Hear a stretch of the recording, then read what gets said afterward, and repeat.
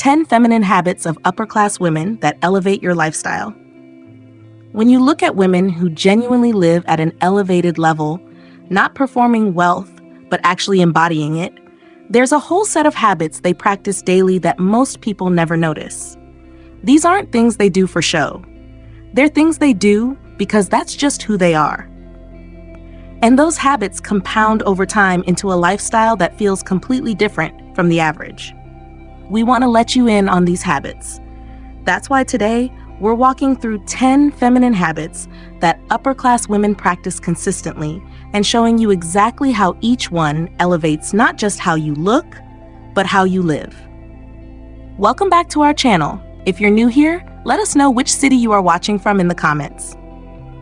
All right, we're going to count down from number 10 to number 1 because we want the most powerful habit, the one that changes everything else, to land at the end when you're fully dialed in. So let's get started. Habit number 10, they keep fresh flowers in their home, always. This one sounds small, almost decorative, but it's not. Upper-class women almost always have fresh flowers somewhere in their home, on the kitchen counter, the dining table, the entryway. And it's not about impressing guests. Most of the time, no one else even sees them. It's about the message it sends to themselves. My environment matters. I deserve beauty in my everyday life, not just on special occasions. There's research from Rutgers University that found that having fresh flowers in your home triggers positive emotional responses, reduces stress, and increases feelings of life satisfaction. And the key word there is fresh. Not fake, not dried, but alive and changing. Because that's what signals abundance. You're bringing something living and temporary into your space just because it makes life better. A woman named Catherine from San Francisco told us she started buying a $6 bouquet from Trader Joe's every week. She said it completely shifted how she felt about her home. It stopped feeling like just a place she lived and started feeling like a place she curated. The takeaway? You don't need expensive arrangements. You just need to make it a habit. Every week, fresh flowers. It's a small luxury that sets the tone for everything else. Habit number 9, they never leave the house without lipstick or lip color. This is one of those habits that seems almost old-fashioned until you start paying attention to it. And then you realize it's everywhere among women who look consistently polished. They don't leave the house without something on their lips. Not a full face of makeup necessarily, but at the very least, a swipe of lipstick, a tinted balm, something that brings color and life to their face. And here's why this works. Your lips are one of the first things people notice in conversation. Studies in facial recognition and social perception show that the mouth is a primary focal point during face-to-face interaction. When your lips have color, you look more awake, more intentional, more finished, even if the rest of your face is bare. But more importantly, this habit is about the ritual of it. It's that last step before you walk out the door that says, I showed up for myself today. It takes 10 seconds, but it changes how you carry yourself for the next 8 hours. A woman named Diane, a school principal in Charleston, said she started doing this every single day, even on weekends, even running errands. She said people started treating her differently, more warmly, more respectfully. And she realized it wasn't the lipstick itself. It was the confidence that came from knowing she looked put together. The lesson? Pick one shade that works for everything. A classic red, a soft rose, a nude pink, and make it non-negotiable. It becomes part of getting dressed, like putting on shoes. Habit number 8. They speak in complete sentences at a measured pace. Now we're moving into habits that have nothing to do with appearance and everything to do with presence. And this is a big one. Upper-class women don't rush their words. They don't talk over people. They don't fill silence with nervous chatter. They speak in complete sentences at a measured pace, and they let their words land before moving on. This is something you notice immediately when you're around women who grew up with privilege or who've spent time in environments where communication is treated as an art. There's a calmness to how they speak.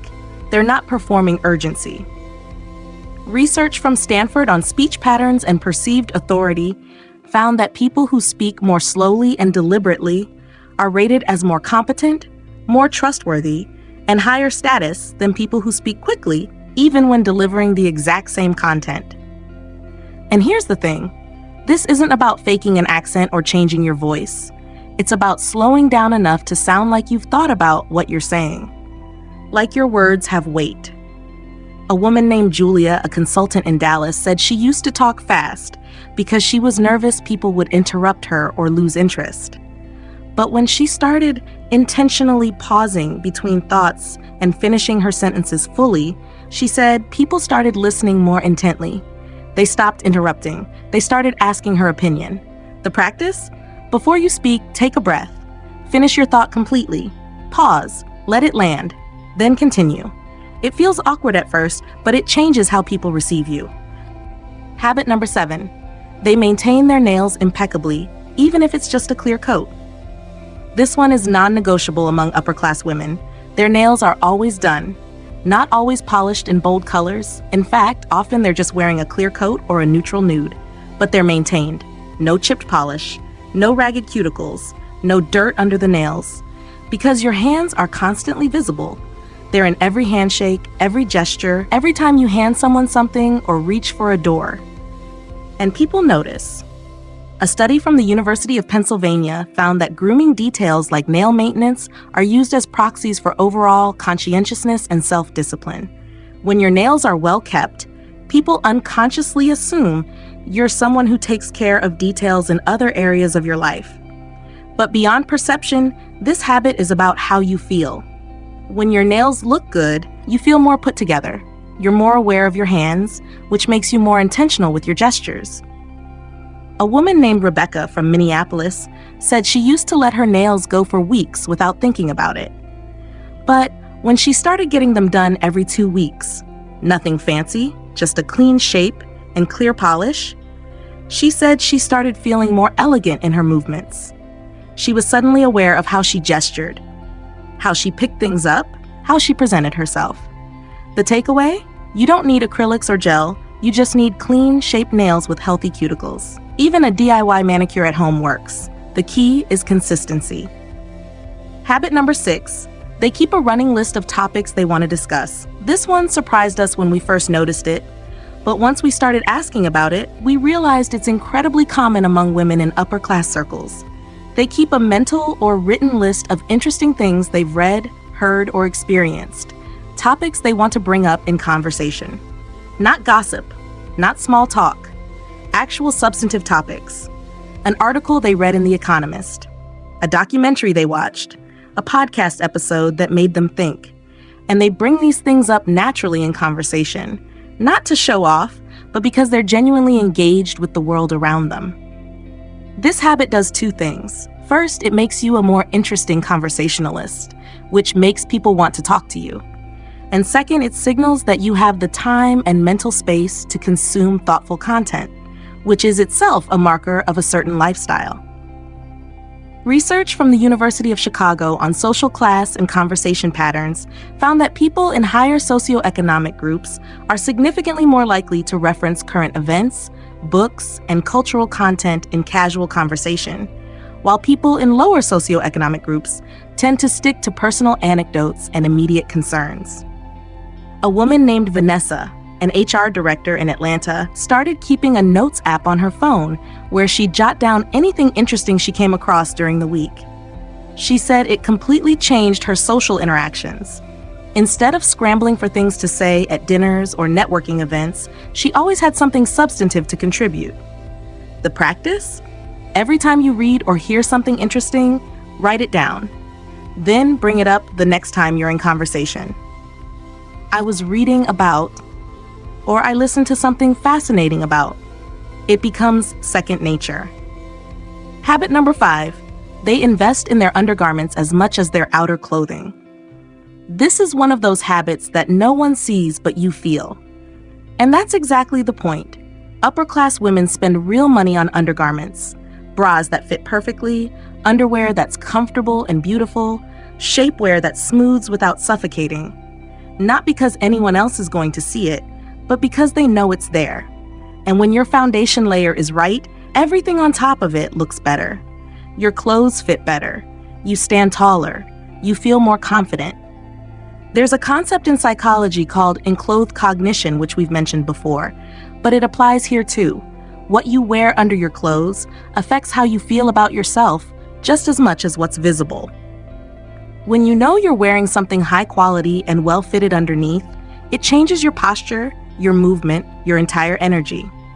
A woman named Lisa from Houston told us she used to buy her bras at Target and never thought twice about it. But when she finally got professionally fitted and invested in 3 really good bras, she said it was like discovering her clothes for the first time. Everything looked better. She felt more feminine, more confident, more valuable. The lesson? You don't need 50 pieces. You need 5 great pieces that fit you perfectly. A properly fitted bra. Well, high-quality underwear that doesn't dig or sag. Maybe 1 or 2 pieces of shapewear if that's your preference. That's it. And yes, it costs more upfront, but it lasts longer, feels better, and fundamentally changes how you experience getting dressed. Habit number 4, they write handwritten thank you notes.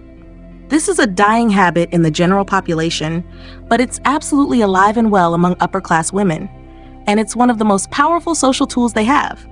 When someone does something for them, hosts them for dinner, gives them a gift, helps them with a connection, they send a handwritten thank you note. Not a text, not an email, an actual note on good stationery with a stamp. And here's why this works. In a world where everyone communicates digitally, a handwritten note stands out dramatically. It signals that you value the relationship enough to take time, to be thoughtful, to do something tangible. Research from the Journal of Positive Psychology found that people who write gratitude letters report higher levels of well-being, and recipients of handwritten notes rate the sender as more thoughtful, more considerate, and higher status than people who send digital thank yous. But beyond the social perception, this habit is about you. It slows you down. It makes you reflect on what you're grateful for. It builds relationships in a way that feels substantial and lasting. A woman named Margaret, a nonprofit director in Nashville, started keeping a box of simple note cards and stamps on her desk. She said she writes 2 or 3 notes a week. Nothing long, just a few sentences, and the response has been overwhelming. People tell her years later that they still have the note, that it meant something. The practice? Buy a box of simple, elegant note cards. Nothing too fancy. Keep stamps on hand. And anytime someone does something kind for you, write a note within 48 hours. 3 sentences is enough. Thank you for hosting dinner. The evening was lovely, and I enjoyed our conversation about specific topic. I'm grateful for your friendship. That's it. But it changes everything. Habit number 3, they have a morning routine that includes time alone. Here's where we're getting into the habits that genuinely elevate lifestyle, not just appearance. And this one is foundational. Upper-class women almost universally have a morning routine that includes time alone before the demands of the day hit. Not necessarily hours, sometimes it's just 20 or 30 minutes, but it's non-negotiable. They wake up before their family, they sit with coffee or tea, they read, journal, stretch, meditate, whatever fills them. But the key is, they start the day on their own terms, not in reactive mode. There's extensive research from the University of Nottingham on morning routines and life satisfaction. What they found is that people who have a structured morning routine that includes solitary time report significantly higher levels of control over their lives and lower levels of stress throughout the day. Because here's what happens when you don't do this. You wake up, immediately check your phone, immediately respond to other people's needs, and you spend the rest of the day feeling behind. You're reacting, not directing. But when you claim the first part of your day for yourself, you set the tone. You're in control, you're intentional, and that feeling carries through everything else. A woman named Elaine from Denver said she started waking up 30 minutes before her kids, just 30 minutes, to sit with her coffee and write in her journal. She said it completely transformed her parenting, her marriage, her work, because she stopped starting her day already depleted. The practice? Start with 15 minutes. Set your alarm earlier. Don't check your phone. Do something that fills you. Read, write, stretch, pray, whatever. Make it yours. Make it sacred. Habit number 2. They cultivate one cultural interest deeply. This is one of the most defining habits of upper-class women, and it's something that separates them from people who are just trying to look the part. They have one area of culture that they know deeply. Maybe it's classical music, maybe it's contemporary art, maybe it's architecture or theater or wine or literature, but they don't know it casually. They know it well enough to have informed opinions, well enough to engage in meaningful conversation. And this isn't about snobbery.